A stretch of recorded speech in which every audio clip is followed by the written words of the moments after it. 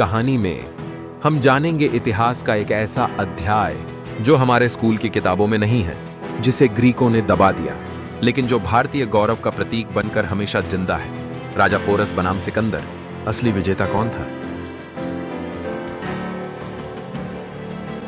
ईसा पूर्व 326 मैसेडोनिया के राजकुमार सिकंदर निकलते हैं एक भव्य अभियान पर। उद्देश्य सिर्फ एक, पूरी दुनिया को जीतना।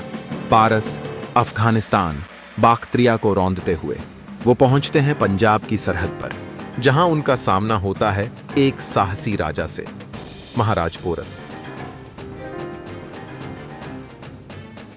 राजा पोरस एक स्वाभिमानी भारतीय राजा थे। उनकी सेना में थे लगभग 300 युद्ध हाथी, अनगिनत घुड़सवार और पैदल सैनिक। यूनानी सैनिकों ने पहले कभी हाथी नहीं देखे थे। वो दहशत में कांप उठे। यही थे वो राजा जो जानते थे शायद हार जाएं, फिर भी झुकना स्वीकार नहीं था। हाइडेस्पीस नदी के किनारे आज के झेलम इलाके में दोनों सेनाएं आमने सामने आईं। पोरस खुद युद्ध भूमि में मौजूद थे। लंबे घंटों तक भयंकर युद्ध चला। जमीन खून से लाल हो गई। सिकंदर खुद भी घायल हो गया। इतना भयानक युद्ध उसने पहले कभी नहीं देखा था। आखिरकार राजा पोरस बंदी बनाए गए। उन्हें सिकंदर के सामने लाया गया। सिकंदर ने पूछा, तुम मुझसे कैसा व्यवहार चाहते हो? पोरस ने निडर होकर कहा, राजाओं के साथ जैसा व्यवहार होना चाहिए। बस यही एक वाक्य बन गया सम्मान का इतिहास। सबको लगा सिकंदर उन्हें मार डालेगा, लेकिन नहीं।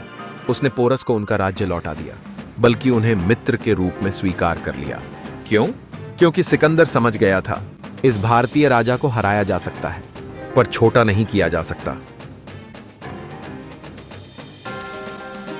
यही सिकंदर पुष्कलावती की रानी अस्तिनयना को हराकर मार चुका था। उसका राज्य तहस नहस कर दिया था।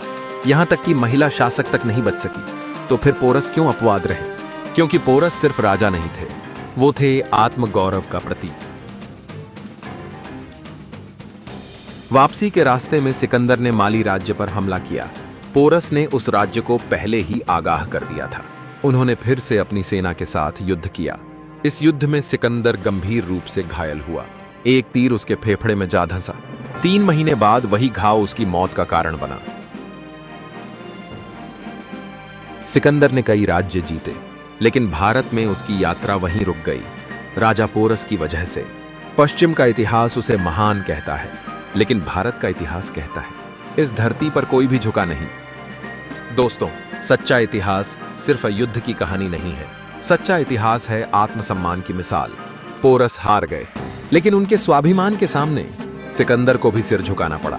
अगर यह कहानी आपके दिल को छू गई, तो इस वीडियो को शेयर कीजिए। कमेंट में बताइए, आपके हिसाब से असली विजेता कौन था? और हां, ऐसे और ऐतिहासिक किस्सों के लिए चैनल को सब्सक्राइब जरूर कीजिए।